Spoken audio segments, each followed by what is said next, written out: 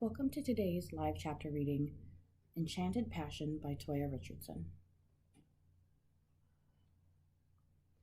Luna woke covered in perspiration, her bedclothes twisted around her body. She had a dream. In fact, it was more of a nightmare, one she couldn't recall when she fully woke. All she could remember were flames and screaming. It terrified her that this was something to do with the vision Manuela had experienced, but couldn't quite recollect either. A light rap on her door distracted her. "Come in, Mom." Her mother, Petra, came in and sat on the edge of her bed, reaching for Luna's hand. The warmth and love from her surrounded Luna with instant peace. She looked tired and distressed. "You had it again, too, didn't you?" She reached for her daughter's cheek and stroked it with tenderness. "Yes, love." Luna untangled herself from the bedding and perched on the bed close to her mother, resting her head on her shoulder. "What does it all mean? That's 3 weeks solid with the same thing, night after night. I wish I could remember it once I wake up." Her mother sighed. "Me too. I think we might have to take Tia and Lily up on their offer to try and help us remember." Luna shuddered at the thought of this. If they'd had the same dream for so long, it was important to discover its significance. She put her arms around herself as she shivered. "Luna?" At the sound of her mother's anxious tone, she touched her cheeks to feel tears falling. "I... Do you think it's anything to do with the demon that killed Dad?" Petra cupped her daughter's cheeks between her warm hands. "Why would you say that?" "More of a feeling than anything else. Since Drake was killed, Luther has vanished. Again, if he's gone with the demon to search for covens." Her words faltered at the enormity of what she was suggesting. "You think that the demon wants the witches dead so that the protectors, in particular, won't have as much power to defend their communities?" Luna nodded, unable to vocalize her fears. "Honestly, I have a sense of dread about this as well. It's too much of a coincidence that this demon wants to help Luther out of the kindness of his heart." "Yeah, that's exactly what I think. What do we do, Mum?" She stood up and placed a hand on Luna's shoulder, squeezing it gently. "I think we need to go and speak with Elias about this. It may be time for the covens to seek sanctuary within the protector communities, worldwide." Luna knew that, in theory, most covens would be unhappy to give up their homes. They'd always been self-sufficient, living their lives just how they wanted to. But now was not the time for digging their heels in. With the threat of so much danger lurking, they must guard themselves at all costs. Reese rolled over and glanced at the time on his phone, groaning when he saw he'd overslept. He was meeting with Sven to practice his elemental powers in 10 minutes. That man would bitch and moan if he was late. He reflected on the reason he was so tired and grinned. Luna and he had shared a heated debate about the merits of witchcraft versus elemental gifts, which went on late into the night. "But you can only call elemental power, Reese. Magic is a whole different ballgame. You have no idea." Luna huffed and ran her hands with frustration through her hair. Reese always managed to bring out her emotional side, the way she spoke so passionately. It was something that would never get old. She was so sexy when she was all riled up. Not that he'd dare admit that to her. "Reese, are you even listening to me?" She was in his face now. He could feel her warm breath caressing his skin.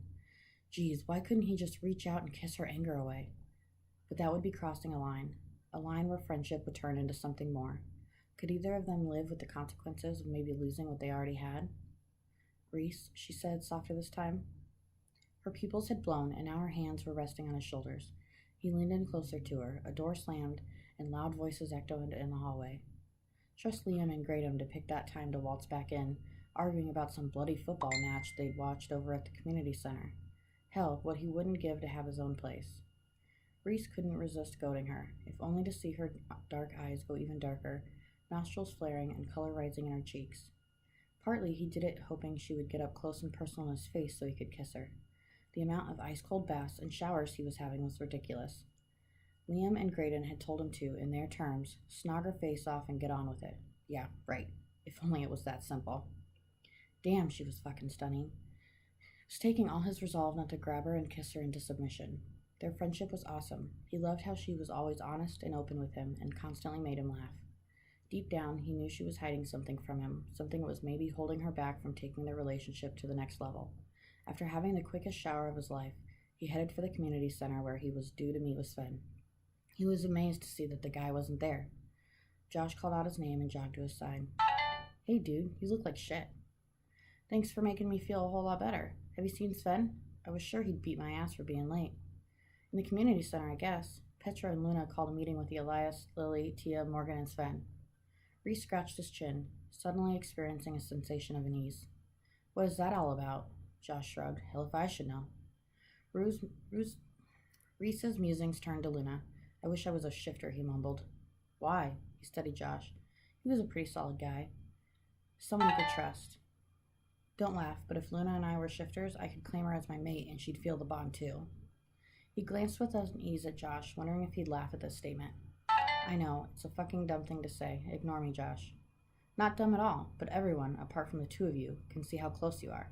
You're going to have to talk with her about it, mate. It's fucking insane how you two act around each other. I really want to ask her out on a date, it's just... Josh herded him over to one of the tables outside the hall. You remember when Manuela and I asked you two over for dinner that time? But then all hell let loose when she went after Drake? Yeah, how could I ever forget that? Well, we were hoping that it might have pushed you two together. Really? Didn't have you down as the matchmaking type. Part of it was my much better half's idea. Reese smiled with affection. Manuela had gone through so much, and it warmed his heart to think she wanted to help them in some way. Anyway, Josh continued, what if we try it again? Then you can walk her home afterwards and maybe, take a chance. Give her a kiss or ask her to go out, just the two of you. Reese ran a hand through his short hair and sighed. It's worth a shot. I'm willing to try anything now. Josh clapped him on the back. Right decision. I'll sort it out with Manuela. As he watched his friend head off, he wondered if this would end in disaster or happiness. Luna couldn't shake off the fear that something was going to happen to the rest of her coven. They could go and live within the sanctuary of their local protector community who'd welcome them with open arms, but they preferred to live within their own homes on the outskirts of the forest. They found the large and wild areas, which were close to the Fagaras Mountains in Romania, far too remote.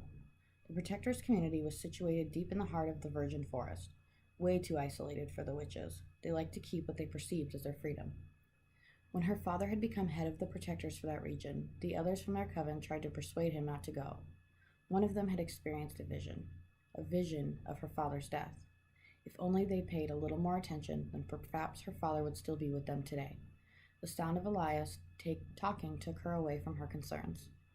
I take it you're still having the dreams, he asked them. Yes, but we cannot recall them, almost as if we're only to be given hints of what they mean when we're awake.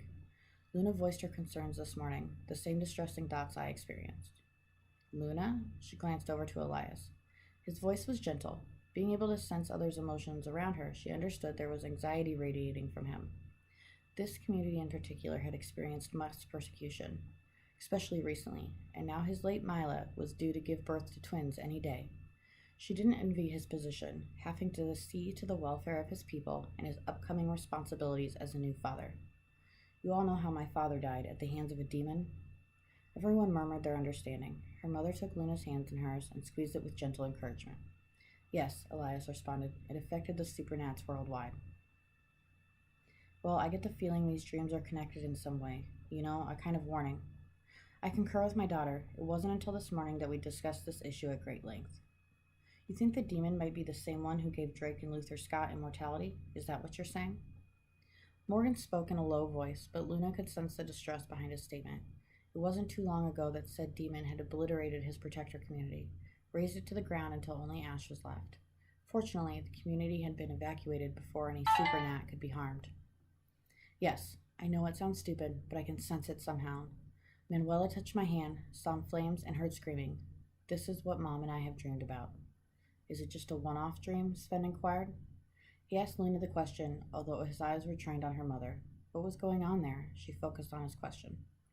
No, we've had the exact same experience each night for 3 weeks straight. Everyone started talking at once. Elias raised his hand to silence them. What do you need from us? He addressed mother and daughter. What Luna and I require is a way to see if we can access the rest of the dream, which remains hidden from us once we wake up. Lily and I can help with that. There is a way we can go deep into your subconscious and pull the dream from you. Tia's right, but it will take a little planning. How long do you require, Lily? Elias asked her. Give us 2 days. That should be enough time to prepare, wouldn't you say, Tia? Tia nodded her agreement. Yes, we can do it at my home. Reese was still talking with Josh when everyone filed out of the community hall. Petra had her arm around Luna's waist. Both appeared deeply troubled. Sven headed over to him, a strange expression on his face. Training is canceled for today, Reese. We will try again tomorrow. I have more pressing things to deal with. He sped away and returned to the community hall without a backwards glance. Man, a few words, huh? Reese chuckled at Josh's observation, then watched while he put an arm around Petra's shoulder and spoke. Luna looked over to Reese and strolled in his direction. "What's with Sven and Petra?" Josh asked. Reese shrugged his shoulders. "Not sure. Maybe it's another romance in the making. Who the hell knows?"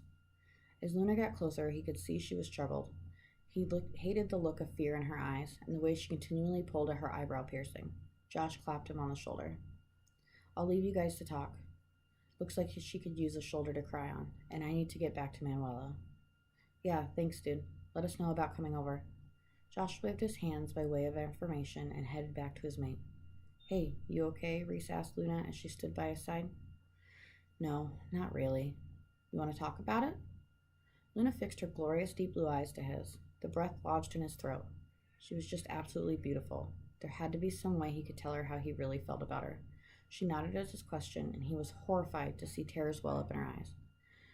"Come on," he said, taking hold of her hand. "Liam and Graydom are out on patrol. We can talk at mine." All she did was nod again. This concerned him further because Luna was usually chatty. When they got to his home, she slumped down on the sofa and tucked her legs underneath her. She pulled at a lock of her deep purple hair, a sure sign she was anxious. Reese headed for the kitchen, made coffee, and returned to the lounge. Luna was still in the same position. He put the drinks down on the floor and sat next to her. Much to his surprise, she flung herself into his arms and sobbed. He caged her against his chest. Reese stroked her hair as she cried. This was as close to heaven as he'd been. Her scent was wild with a hint of patchouli, the only perfume she wore. But he reminded himself that she was distressed and required his comfort as a friend, nothing more. "Do you want to tell me what happened, Lou?" She moved away from him but allowed him to keep one arm around her shoulder. "Mom and I have been having the same dream for 3 weeks straight, each and every night." There was a haunted expression in her eyes. She seemed lost in her own private nightmare. Reese stroked her shoulder.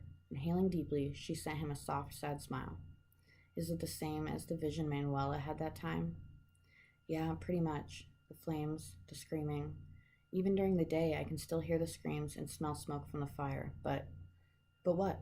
I know when I'm asleep, there's a hell of a lot more to the dream. Only when we wake up, neither of us can remember it. But hell, Reese, it must be awful because it leaves us feeling terrified." "Is that why you had the meeting this morning?" "Yep. Tia and Lily are going to help us remember." "How?" "They can reach into our subconscious and kind of pull the memories from us." "Shit, that sounds painful." He held her face in her hands. "Are you okay with this?" "I have to be, Reese. We need to know what's going on. I'm scared that it's something to do with our coven." Luna trembled. He was petrified about what clusterfuck this might show them. Tremors ran through him for what the future may hold once the dream was fully